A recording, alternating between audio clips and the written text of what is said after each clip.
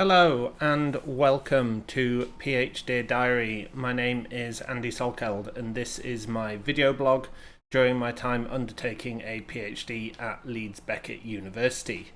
I believe we're on around week 25 so far. We are in the summer here in the UK and we are currently just completed our ethics application, which is fantastic given where we were last week. So what's been happening, just to set the context of this week, we had, and this word gets bandied around a lot now, we had unprecedented levels of heat and temperature in the UK. We had 35, 36 degrees on Monday, going up to 39, 40, 41 degrees on Tuesday. And that affects our country very differently to many other countries that have those temperatures more often, because the UK as a kind of an infrastructure is not designed for those heats. Our buildings are designed to cope with our winters. And therefore retain heat very well. They have lots of insulation. They use kind of low thermal conductivity materials. And what ends up happening is when the UK gets hot, everything gets hot and it stays hot for a lot longer. And what that basically meant is this week, Monday was a nightmare to do anything. That heat carried over into Tuesday when it was nigh impossible to do anything, to concentrate, just because of how hot it was and the fact that you were constantly sweating, needing to drink, rehydrate, etc.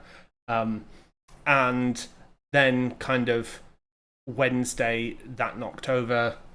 Thursday it's returned down to kind of what a traditional British summer is, so kind of like 18 to 22 degrees, which is a nice temperature. This is a good place to be.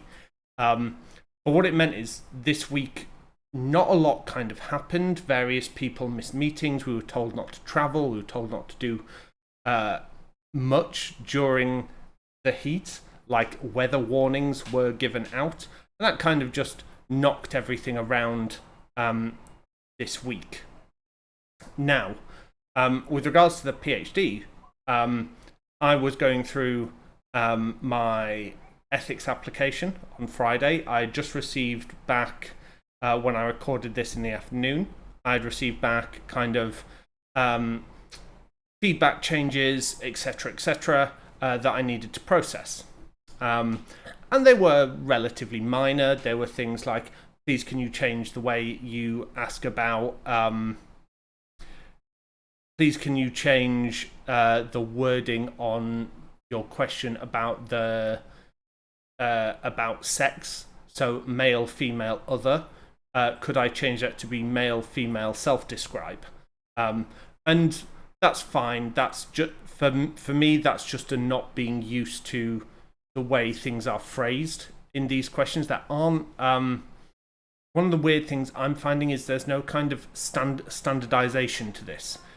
There is, you do it the way you want to do it for your study, and that seems very strange for something that I almost feel should be regulated in a way, particularly if you're wanting to go through an ethics application and to show that you kind of abide by all the rules and regulations. If you're going to say you need to be approved by ethics, it would make sense for the ethical boards or the various professional associations to say these are the standard questions that you should use should you want to abide by ethics doing studies in line with our ethical guidelines.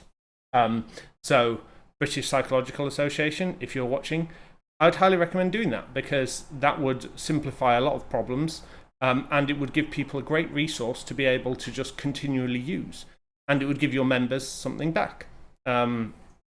Just an idea. But anyway, so I went through and I made the small changes and I resubmitted, being like, this is going to be great. I put it all in a single document and said, here you go, here's one document that says What changes I've made in response to your questions are, here's another document that set the master document for the ethics application. And I submitted them both back saying, here's how they've been addressed, please read the documents, yada, yada, yada, yada. And then it got sent back to me saying, you haven't updated the document. And even though I'd clearly stated it, the reason was because in the initial application, the reviewer asked me to break out the appendices from the main document. Okay, don't know why, but asked to break out the main appendices. Fine. It's a process thing, red tape, etc. Then when I went to do this, I just said, just look at the main document. I won't, like, there is a time overhead to recommit to process the second documents. Please understand that. And they said, no, the appendices haven't been updated. And even though I'd clearly stated which document they were in, where they were in, how it was done. And that was incredibly frustrating. That was very, very annoying. And it felt like process for process's sake. Even though you could clearly see in the main document where everything had been done, where everything had been documented, the fact that I had referenced it and linked to it, so you could literally read one document, click through and see the main document, that was not kind of accepted. Now, I appreciate the process. I appreciate the kind of due diligence and saying you should update all the documents, but the changes had still been made. And stuff like that is incredibly disheartening. Stuff like that is very frustrating, and it affects the people that are involved. I was incredibly not upset, but just annoyed at the process at that point, because it's one of those things where every single ethical reviewer reviews a document by bringing themselves. There's no independence in it. The person believes their own things and applies their own methodology. So what one ethical reviewer would say would be different from how another ethical reviewer, and the level of detail that each reviewer is different. Again, a very frustrating part of the system because it is not standardized. It is not kind of almost automated in a way. You should be able to expect the same quality of ethical review every time. And I was frustrated, but I made the changes and I just resubmitted it, and I was like, there you go, it's done. Any more questions, just speak to me. And it came back 2 days later because pretty much no one worked on Tuesday when the heat was ridiculous. Totally understandable. Like, I am someone that firm believer that life, happiness, surviving is way more important than work, timescales, everything like that. Like, everything will happen, and it will happen in kind of due course, and like people need to live and so on, and we need to make sure. Sorry, I'm going to move closer. We need to make sure that people live happily, etc., and that's fine. But it was still frustrating. I had my supervision on Tuesday when I was kind of like, all right, well, this is where we are. This is what it is and how it's going, etc. And everyone was just kind of like, yeah, it's really frustrating, and it feels almost like a display of power, peacocking, as some people call it, etc., etc. And I get, like, we need good process, we need good consideration, we need to make sure the boxes are ticked to make sure no one's at risk, no one's harmed, anything like that. We need to look after that stuff. And I accept that. But the way it impacts individuals and the way process impacts individuals is something that's not really looked at. And it's very much in line with what I'm doing my research on, in how business process, in my case financing, affects individuals. Because it does. This could very easily be an application for finance, or a budget request, or an investment appraisal to purchase a new bit of kit. It could be writing a project management document, etc., etc. And to just have someone come back and say, no, I can't do it because you haven't separated half a document from the main document, affects people. And in a finance sense, if someone says, I've applied to do this because it will benefit lives, it will allow my business process, my work to proceed better, faster, etc., etc. And to have that declined makes you think, well, actually, no, people don't value my position in this. People value their position in this. And it's a reminder as to why I care about what I care about and why I'm doing what I'm doing, etc. And that's just something it makes me interested and makes me it gives me fire, like fire to make things better, because it could be a lot better.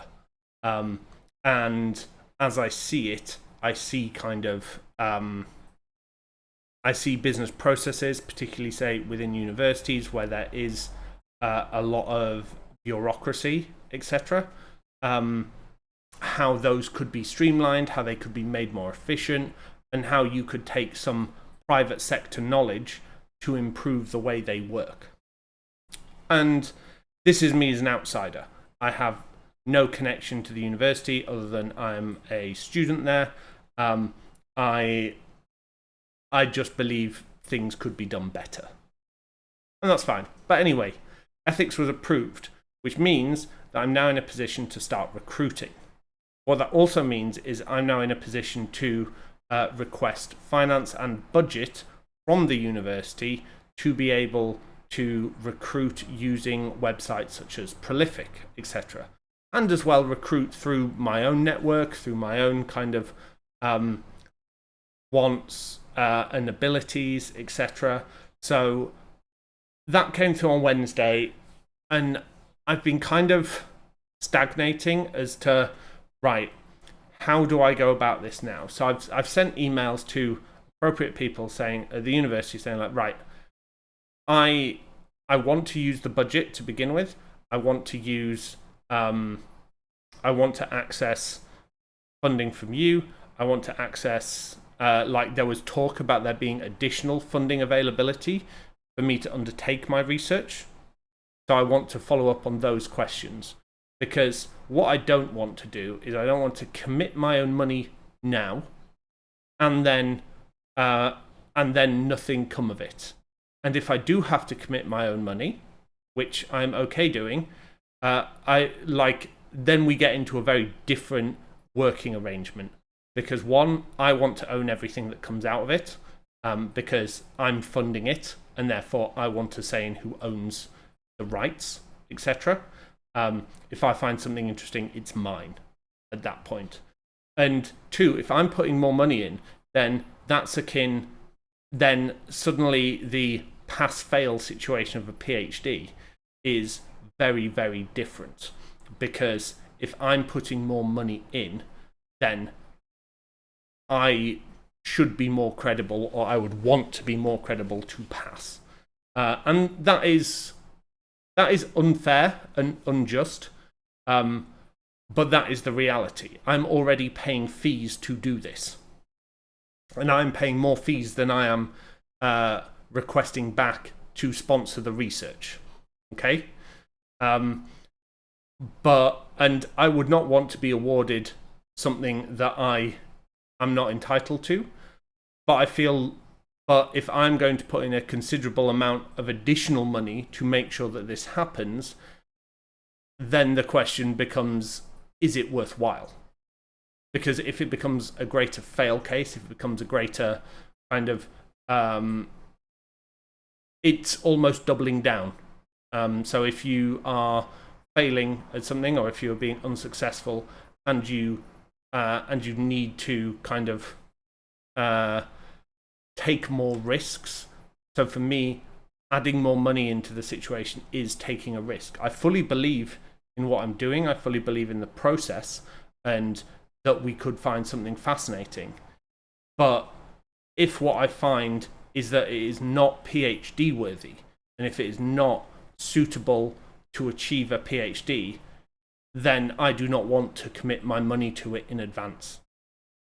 And that, like, I'm willing to pay the fees, but I do not want to double down and apply money to a situation that may not succeed. So it's a very different dynamic if I am paying more money for this.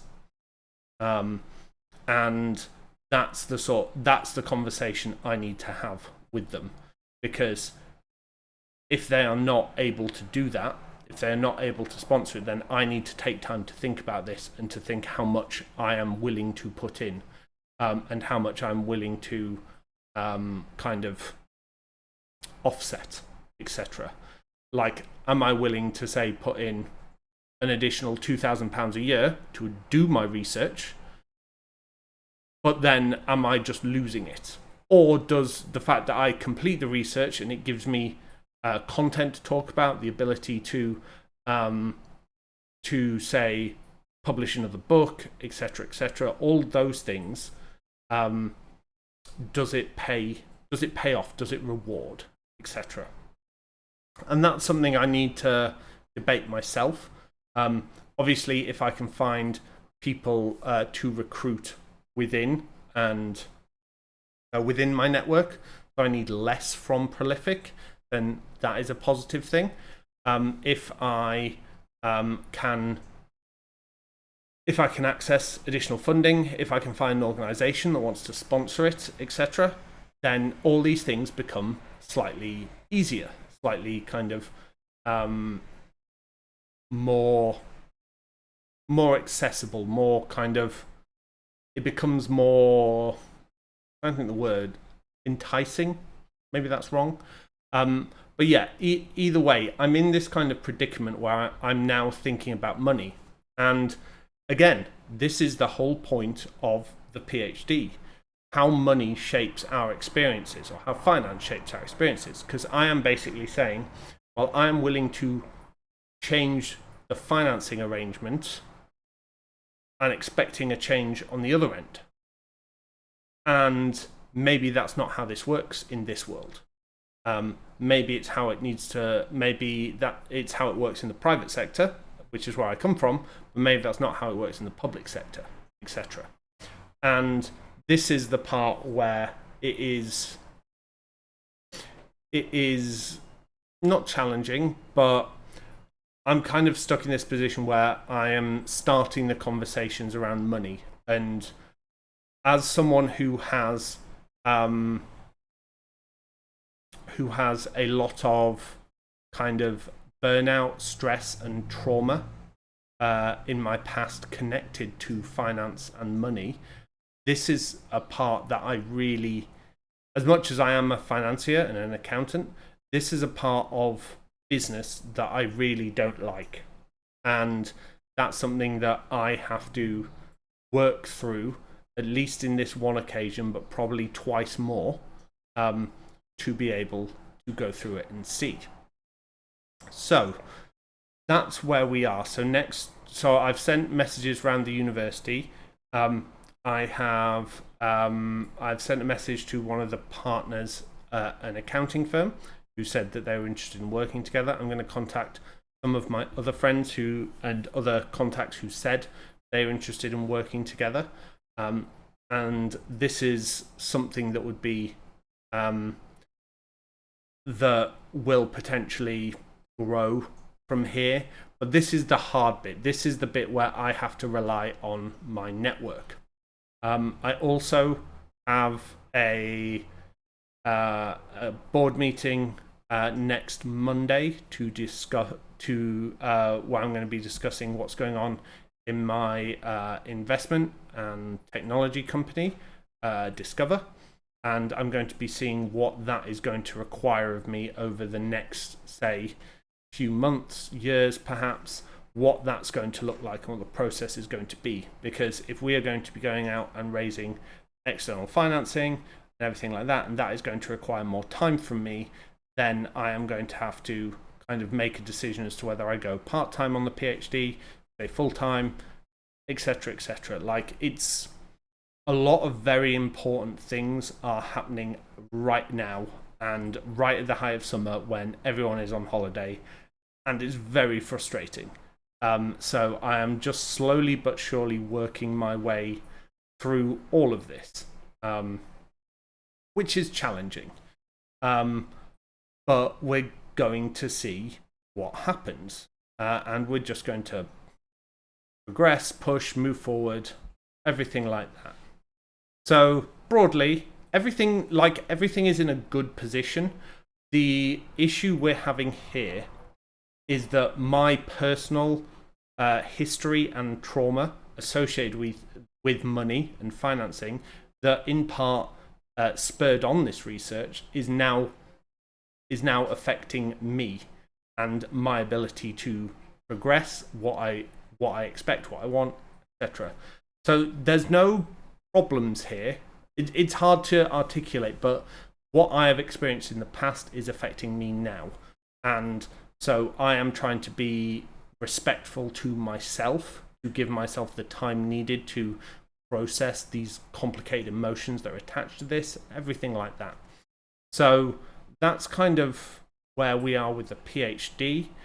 In my general life, I believe I mentioned last week that I had indulged myself in a 3D printer, and I've been slowly kind of progressing 3D printing throughout the week, getting used to it, tweaking the settings, making sure everything's good and progressing, and it's great.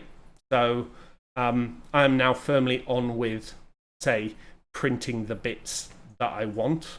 I'm starting off kind of relatively small, relatively kind of low complexity, and will then build up. And what I'm trying to do, for anyone interested in the gaming side, I'm trying to print a Chaos Space Marine army. So something that is typically highly customized, highly individual. I'm going to make that entirely my own, and I'm just going to enjoy the process of creation, which is something that I really like doing in general. And next weekend, so not this Saturday, the Saturday after, starts my series of 3 tournaments. So for 6 weeks, starting a week Saturday, I have tournament, weekend off, tournament, weekend off, tournament, weekend off. And it is going to be fairly relentless playing 40k over this time. But I'm excited because I love tournaments and I love the kind of the play associated with them. So yeah, I'm kind of excited about that. I do desperately want to play different games or play different armies, which is why I'm kind of emphasizing getting this Chaos Space Marine army done, just so that I have something else to offer to people, to say, hey, look, it's a different army, let's play something different, and so on. So that's kind of where I am with hobbies. My time at the gym has been pretty good. I don't know if I'm losing weight. You will probably be able to look back on these videos and see how, if I have lost weight over the kind of 3-6 months since I've been doing it. I've been going to the gym regularly, going running every day, and generally just I feel better and healthier. But my problem is always with my mental health, not really my physical health. So that's kind of where we are. I'm hoping to have some more news next week, but that's all I can really share this week. And yeah, it's going to be an interesting time because I get to start talking about what I'm going to do, how I'm going to do it with other people. So it's a very exciting time in the PhD, but it's all going to come down to recruitment and so on now, which is the bit that I hate the most. So we're going to see what happens and just go from there. So anyway, that's PhDear Diary for this week. Thank you very much for tuning in, and hopefully next week I'll have something more to report. So thank you very much, and I will speak to you then.